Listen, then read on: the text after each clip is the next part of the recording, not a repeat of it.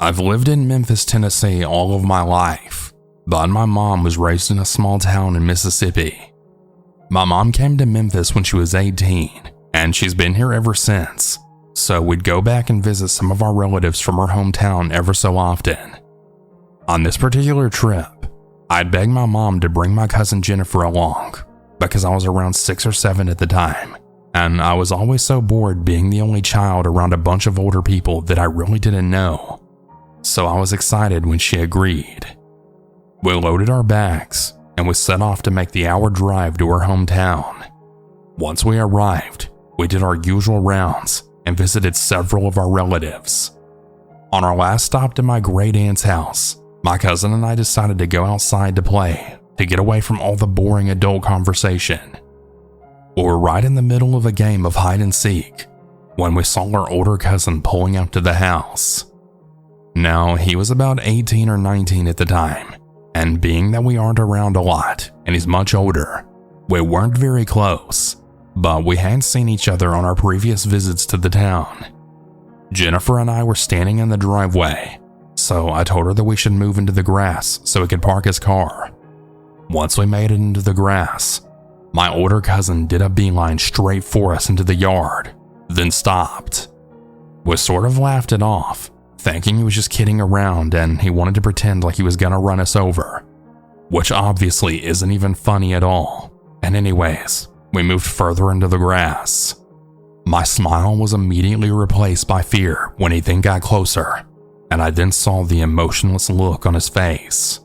This man was seriously actually trying to run us over.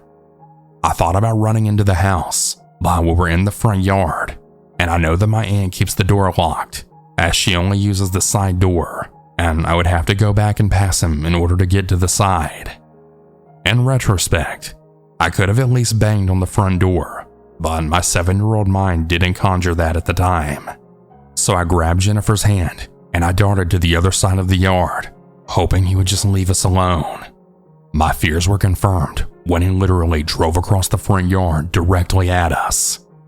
We ran into a very narrow section between the house and the neighbor's fence so that he couldn't see us, and because we knew his car couldn't fit there. He got as close as he could, and once he realized his car wouldn't fit between the house and fence, he put his car in reverse and zoomed off. We were absolutely terrified.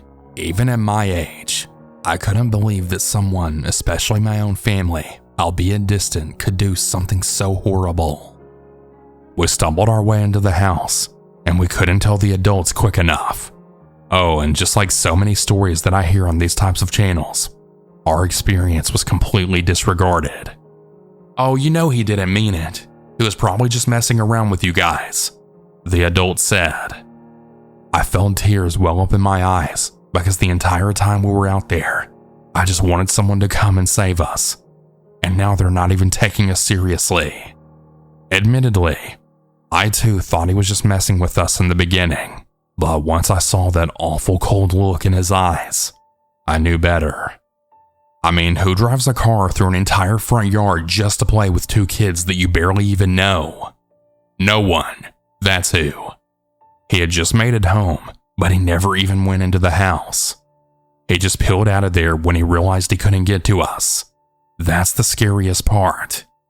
I'm not sure what happened to my older cousin, and I don't recall seeing him again after that incident, but I honestly wouldn't be surprised if he's been admitted to some psych ward, because as an adult, I can definitely look back and say he had some screws loose.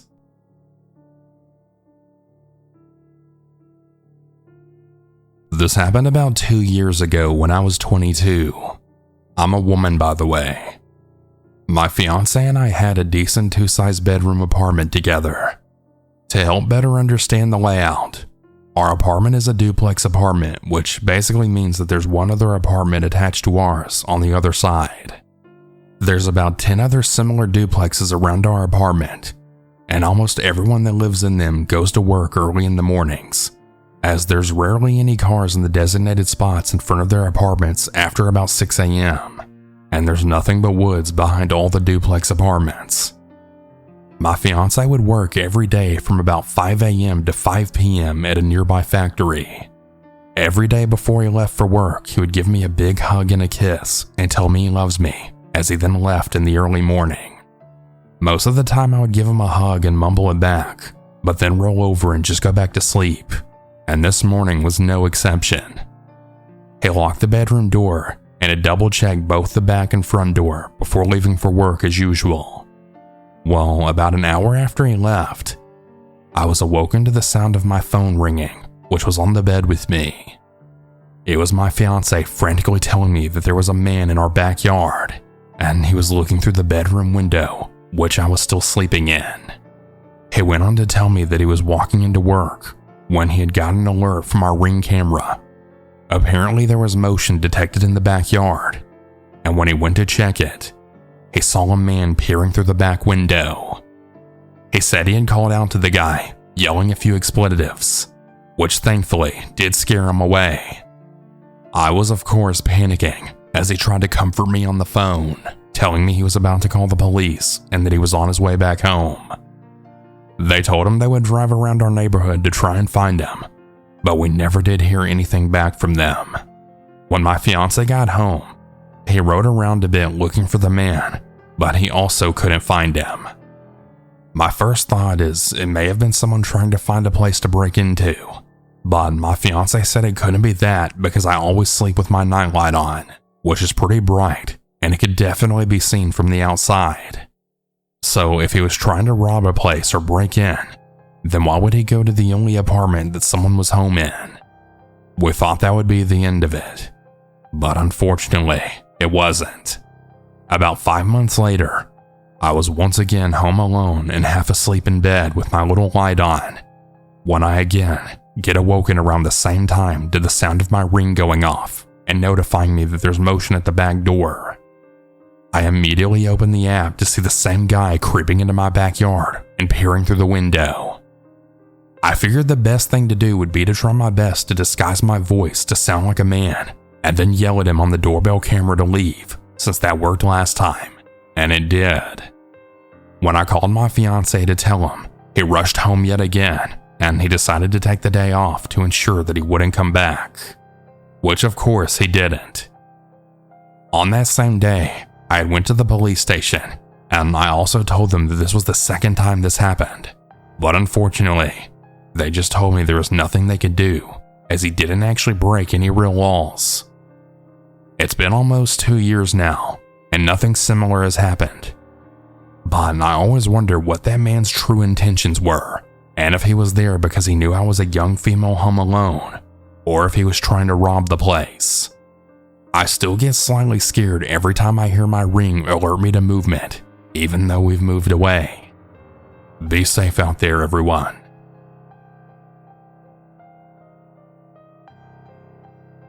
I never had the stranger danger talk with my parents, and we lived in a small town where I liked and trusted pretty much everyone.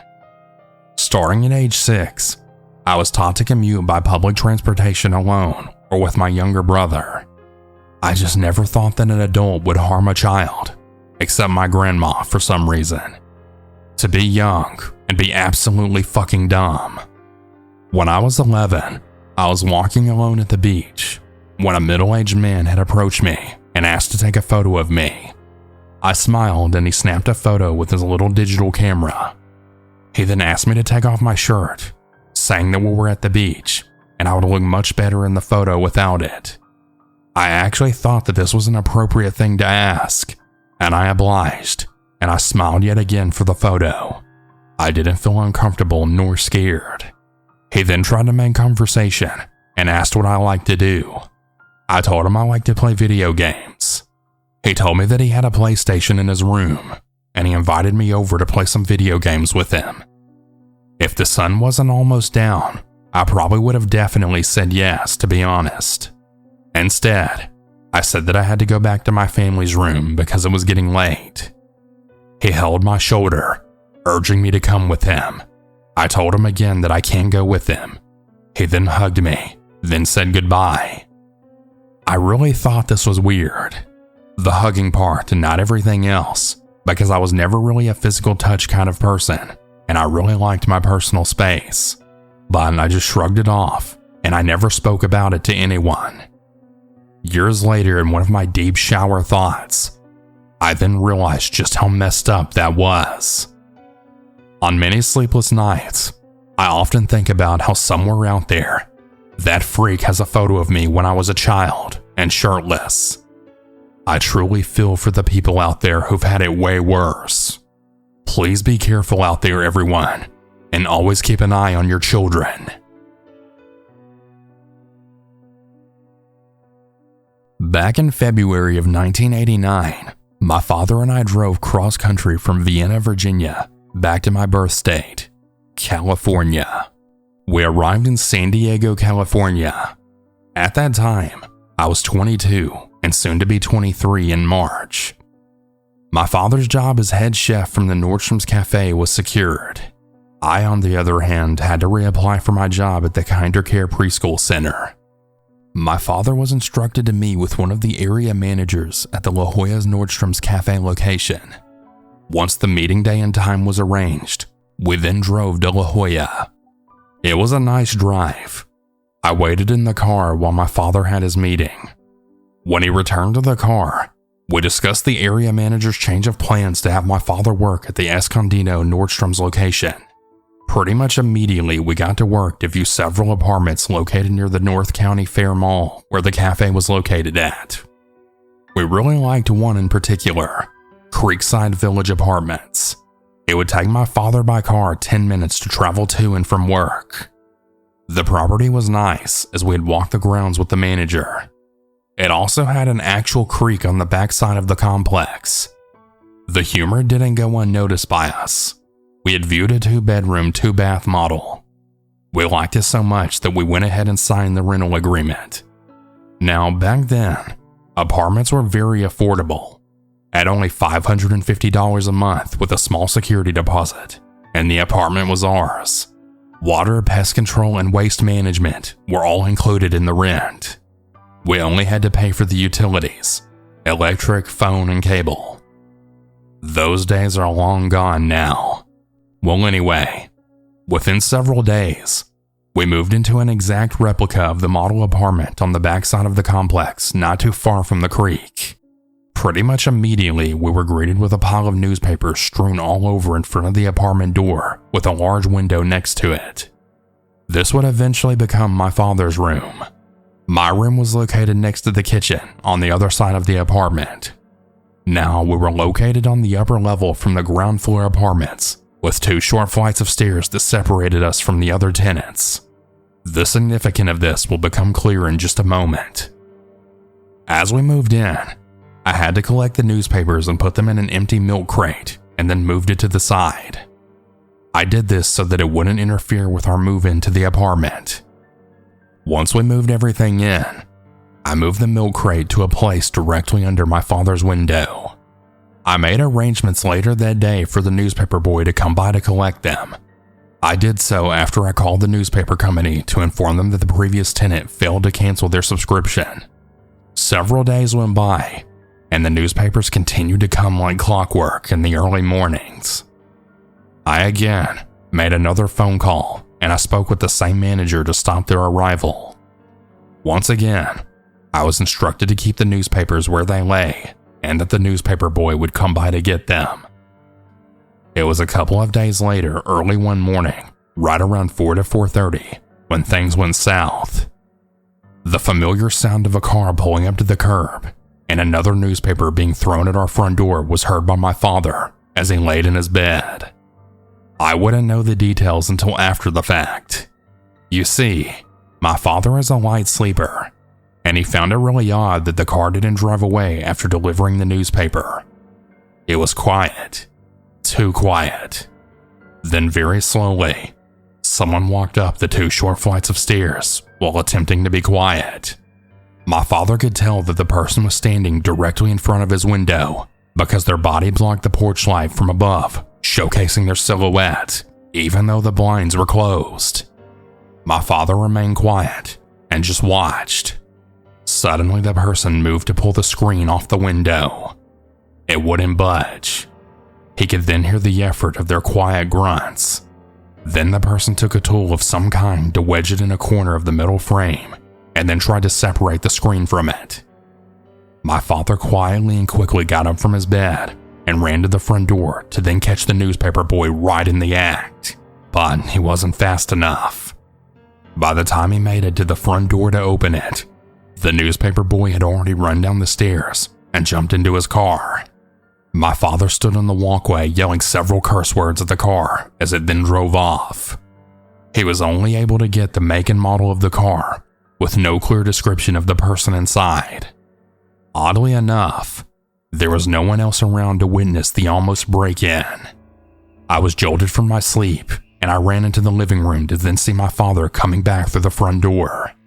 As he closed the front door, I then yelled, "What the hell just happened?"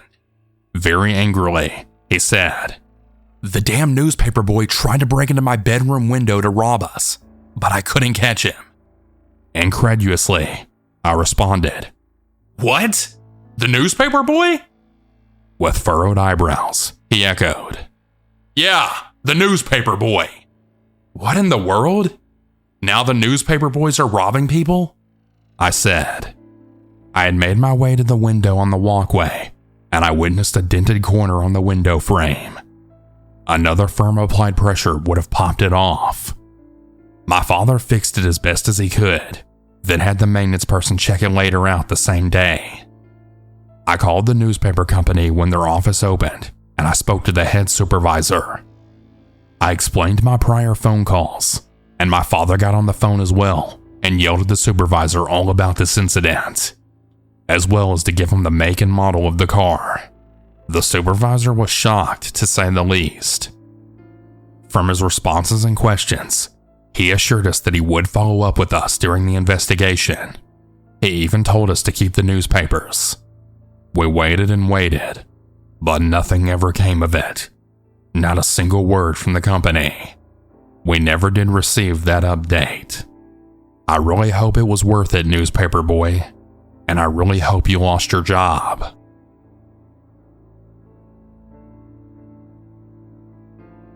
At the time of this story, I was attending college full-time as well as working full-time.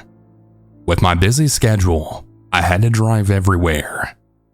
This one particular day, I had had some car issues, and I had to walk to work from my Creekside Village apartments in Escondido to my place of employment just down the street. It was about a 10-minute walk. It was such a beautiful day that I didn't really mind, and I wasn't upset. Once I crossed the very busy Center City Parkway street, I was good to go. I had settled in for a nice leisurely walk down the quiet side street parallel to the parkway. I watched cars zoom by doing their usual speed, going over the posted 55 miles per hour, and enjoyed the scenery along the way. As I walked the last stretch of sidewalk, I passed the always vacant sports bar. I thought to myself, when are they going to give it up and just close already? They're not making any money. As I completed this thought, I saw a person up ahead in the distance walking towards me on the street. I was on the sidewalk. He held my gaze, and I couldn't take my eyes off of him. Strangely, no cars and no people were around. It was just us. It's hard to explain, but he scared the hell out of me. It was just something about him and his energy. It was bad. Very bad. As we walked, the distance between ourselves shortened quickly in the way he was walking. His 6'4" sturdy frame carried girth and powerful muscle as he exhibited a firm and determined gait. With each step as he drew nearer, I could feel a very strong hint of hate, grit, and anger, and lots of it. I'm a 5'8" girl, and I paled in comparison. In a matter of seconds, I analyzed this, and I then took note of his clothing too. I could tell that he was wearing the only clothing that he had, literally on his very back. They looked like they had seen much better days. He carried a small olive green backpack slung over one shoulder as he tightly gripped it with one large hand. I don't know what happened that brought this man to this point in his life, but I really pity anyone who tries to mess with him. From what I saw before me, they would not survive. He would surely take their life without even giving it another thought. He absolutely scared me. The fear within me just kept growing. It wouldn't stop. I firmly believed that my senses and body were screaming at me that I was in danger and to be on guard. Instinctively, I put on my poker face, acting as if I was calm and collected. I knew that anything could set this man off, and I didn't want to be the one to lose my life that day. I couldn't show any fear whatsoever. Somehow, I knew that he would sense it. I immediately started to walk more on the grass, pretending to look at the flowers to give myself a wider berth away from him. All at the same time though, keeping him in my peripheral vision. That way if I had to run, I would have a slight head start on him. Now, I'm usually a very friendly person, and I'll greet anyone with pleasantries. Not him though. Nope. I avoided eye contact and kept my eyes averted from him. Just like a bear that you don't want to stare down. It can be seen as a challenge that I would lose. I held my breath as we passed one another. As I gained more distance between us, I then let out a big exhale. I finally made it to work. It took me all day to distress from that experience. To this day, I can still remember that man as clearly as if it had just happened yesterday. The fear that I felt that day was truly awful, and I will never forget it. I have never felt that same way with another human being before that, and I hope I never will again. Thanks for listening, everyone, and be safe out there. Hey everyone, I hope you all enjoyed these stories. If you ever want to submit your own, you can do so at southerncannibal.com. Have a good night, everyone. And remember to always stay